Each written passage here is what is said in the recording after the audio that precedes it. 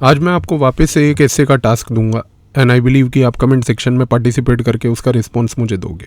UPSC ने एक past year ऐसे का टॉपिक दिया था और यूपीएससी ने टॉपिक ये दिया कि life is a long journey between being human and human being. ये जो टॉपिक था कि life is a long journey between being human and human being, यहाँ पर जब मैंने स्टूडेंट्स को इस हिस्से को अप्रोच करते हुए देखा तो मैंने उनकी तरफ से कुछ एरर्स होते हुए देखे। सबसे पहला एरर ये था जिसको कहते हैं वोकैबुलरी कन्फ्यूजन। इसका मतलब ये है कि स्टूडेंट्स को being human and human being के बीच में पहली बात तो डिफरेंस ही नहीं समझ आया। इसकी वजह से क्या हुआ कि उन्होंने एक बहुत फजी टाइप का एस्से लिखा जिसमें एस्से बार बार अलग अलग डायमेंशंस में पहली बात तो वॉन्डर कर रहा था। उनको ये चीज़ समझ नहीं आई कि यहाँ पर डिफरेंस जो यूपीएससी आपसे वो पूछ रहा है वो ये है कि किस तरीके से आदमी जो है बायोलॉजिकली एक ह्यूमन बीइंग बॉर्न होता है, लेकिन कैसे सर्कमस्टांसेस रोल प्ले करते हैं कि ग्रेजुअली वो एक ह्यूमन बीइंग बने। तो ये जो जर्नी कैप्चर करनी थी वैल्यू ड्रिवन ह्यूमन बीइंग की, वो चीज़ यहाँ पर लोगों को क्लियर नहीं हुई। इस कॉन्टेक्स्ट में कई बच्चों ने गलती ये भी करी कि उन्होंने इन दोनों टर्म्स को आइसोलेट करके एक्सप्लेन करना शुरू कर दिया। फॉर एग्जांपल यहाँ पे लोगों ने अक्सर ये देखा कि being human and human being के बीच में उन्होंने जब लिखने की कोशिश करी तो यहाँ पर उन्होंने चैरिटी के बारे में चर्चा कर दी, मदर टेरेसा के बारे में लिख दिया, एक जेनरिक सा थॉट प्रोसेस दे दिया जिससे कि कोई भी ऐसे में कोहेरेंस नहीं देखने को मिला। और तीसरी मैंने जो गलती ऑब्जर्व करी वो ये थी कि बच्चे यहाँ पर जनरल स्टडीज़ को फिर से उठा कर ले आए। तो लोग यहाँ पर हेल्थ के बारे में चर्चा करने लग गए, एजुकेशन के बारे में करने लग गए, वेलफेयर के बारे में लिखने लग गए। यहाँ पर सबसे इंपॉर्टेंट चीज़ ये थी कि आपने इस एस्से के फिलोसफिकल प्रिसेप्ट्स को पकड़ने से इनकार कर दिया और इसकी वजह से आपका ये पूरा का पूरा एस्से खराब हो गया। यहाँ पर इस प्रकार के एस्से को सॉल्व करने के लिए एक सिंपल फ्रेमवर्क मैं आपको दे रहा हूँ। That framework is called the DCI framework. DCI का मतलब होता है कि कोई भी फिलोसफिकल एस्से आए जिसको हम एब्स्ट्रैक्ट एस्से भी कहते हैं, तो यहाँ पर सबसे पहले टर्म्स को डिफाइन कीजिए। आप ये देखिए कि बीइंग ह्यूमन और ह्यूमन बीइंग के बीच में क्या अंतर है उसका डिफाइन करना और वो डिफाइन करके अपने दिमाग में उसको प्रोसेस करना सबसे पहला टास्क आपका होना चाहिए।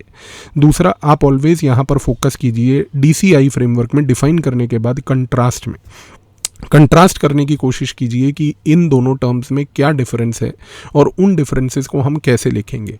और जब हम कहते हैं कि कैसे लिखेंगे तो आता है DCI फ्रेमवर्क का third part, that is illustrations. एक एब्स्ट्रैक्ट फिलोसॉफिकल एस्से में illustrations play a very important role. अब आप यहाँ पर अगर देख रहे हैं कि इस प्रकार का ये टॉपिक है being human versus human being, तो यहाँ पर इलस्ट्रेशंस का आप प्रयोग कीजिए। जैसे कि स्वामी विवेकानंद ने एक थॉट प्रोसेस दिया था, जीव सेवा इज शिव सेवा, यानी कि service of basically people is actually doing service of God in the name of worship. इस प्रकार के थॉट प्रोसेस का प्रयोग कीजिए। दूसरी बात, महात्मा गांधी के तलिस्मान का प्रयोग कीजिए।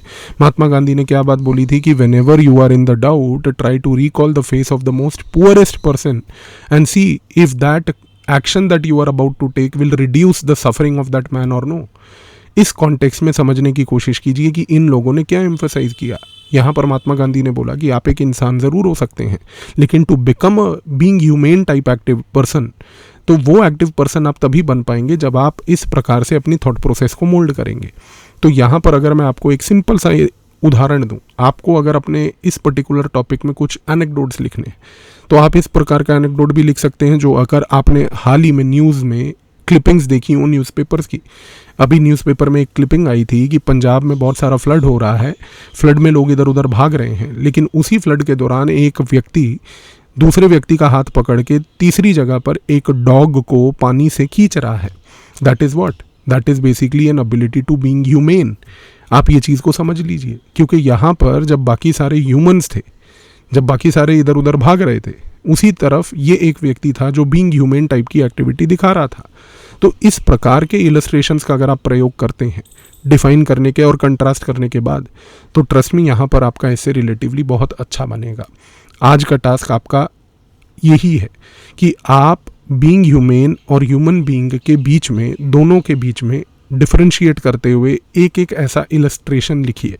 मैं फिर रिपीट करूंगा कि ये इलस्ट्रेशन जो आप लिखेंगे बीइंग ह्यूमन और ह्यूमन बीइंग के डिफरेंशिएट करते हुए, इसको कमेंट बॉक्स में लिखने के टाइम पे बहुत बड़े बड़े पैराग्राफ्स मत लिखिए, बिकॉज बहुत बड़े बड़े पैराग्राफ्स लिखने का मतलब है कि आप उसको कट कॉपी पेस्ट इंटरनेट से कर रहे हैं या आर्टिफिशियल इंटेलिजेंस से ला रहे हैं।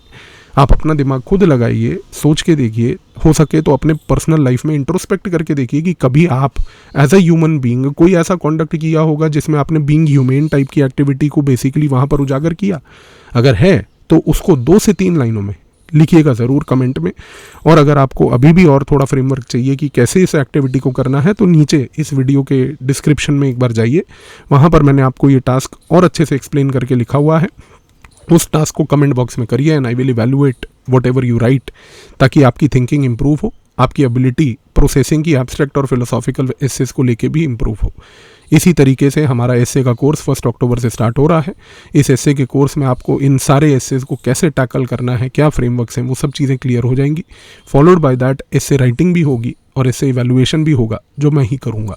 तो यहाँ पर इस चीज़ को आप समझ लीजिए। एस्से के कोर्स को अगर ज्वाइन करना हो तो लिंक डिस्क्रिप्शन में है, कमेंट में जाकर आज की एक्टिविटी ज़रूर करिएगा। Thank you.